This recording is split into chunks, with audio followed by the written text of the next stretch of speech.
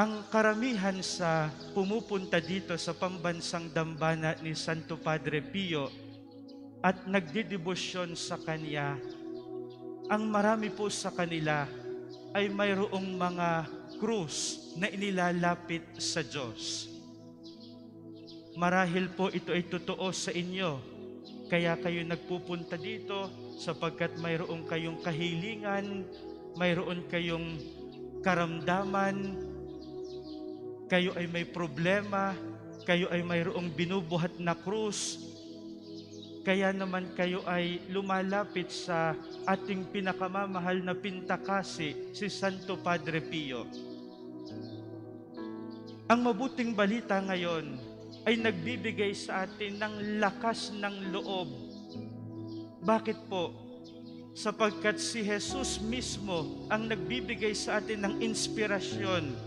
Ang sabi ni Jesus sa mabuting balita ngayon, lumapit kayo sa akin, kayong lahat na napapagal at nabibigatan sa inyong pasanin, at kayo'y pagpapahingahin ko.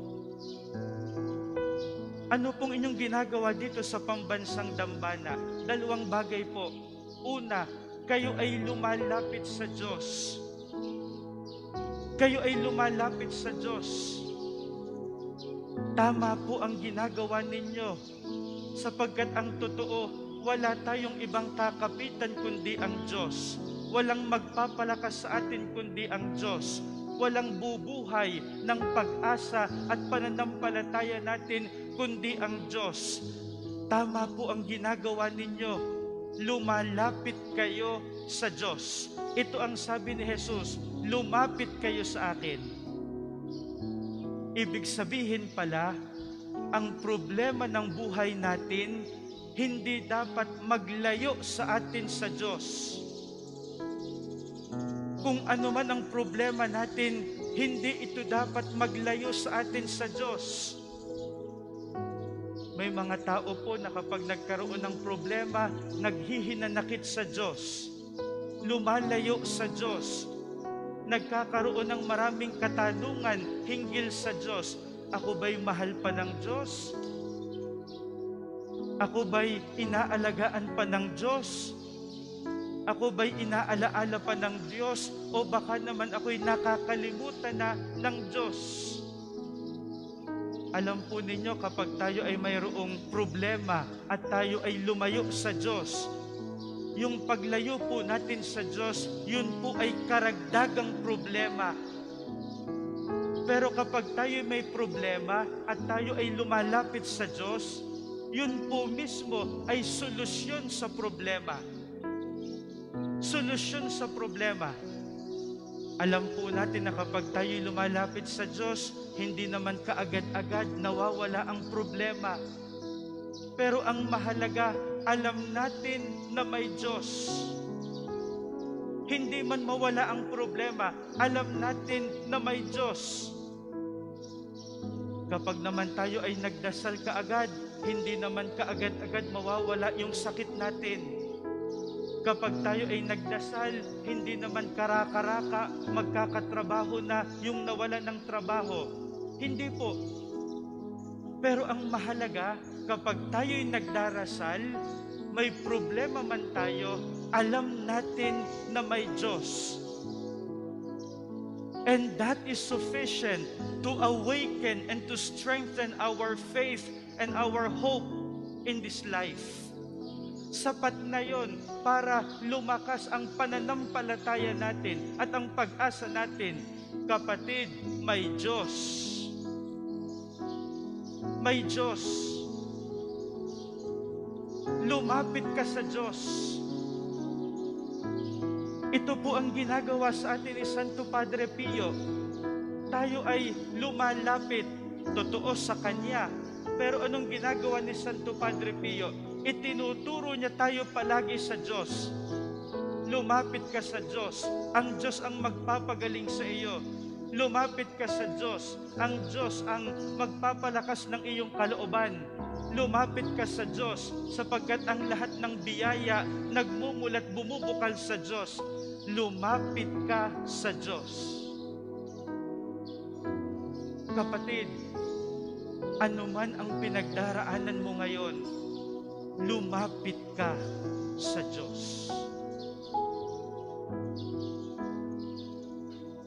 Ano yung idinugtong ni Jesus? Ang sabi ni Jesus sa mabuting balita ngayon, lumapit kayo sa akin, kayong lahat na napapagal at nabibigatan sa inyong pasanin, at kayo'y pagpapahingahin ko.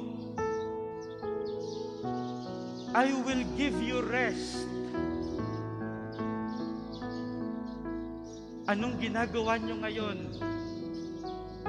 Anong ginagawa nyo habang kayo ay naririto sa loob ng tahanan ng Diyos at nakikiisa sa misang ito, ang pinakamataas na uri ng ating panalangin? Anong ginagawa ninyo? You are making a spiritual rest. You are resting spiritually. Why? Because you are entrusting everything to the Lord. You can only make a rest if you have entrusted everything to the Lord. Ikaw ay makakapagpahinga lamang kung iyong naitagubilin sa Diyos ang lahat-lahat. Kaya ho kapag kayo'y nagdarasal, yung lahat ng bagay ipagpasa Diyos ninyo. Kapag kayo'y lumabas ng simbahang ito, alam ninyo na naipagpasa Diyos na ninyo. Ang ginagawa po ng iba, pupunta ng simbahan, sasabihin sa Diyos, Panginoon, ikaw na ang bahala. Pero pagkatapos ng misa, kukunin ulit sa Diyos ang problema. Kaya siya ulit ang mamumroblema. Siya ulit ang mag-iisip, siya ulit ang malulungkot, siya ulit ang mawawalan ng loob. Ay akala ko ba na ipagpasa Diyos mo na? Bakit binabawi mo sa Diyos? Kapatid, hindi ikaw ang Diyos. Hindi ikaw ang Diyos. Hindi mo kayang solusyonan ang lahat, sapagkat hindi ka Diyos.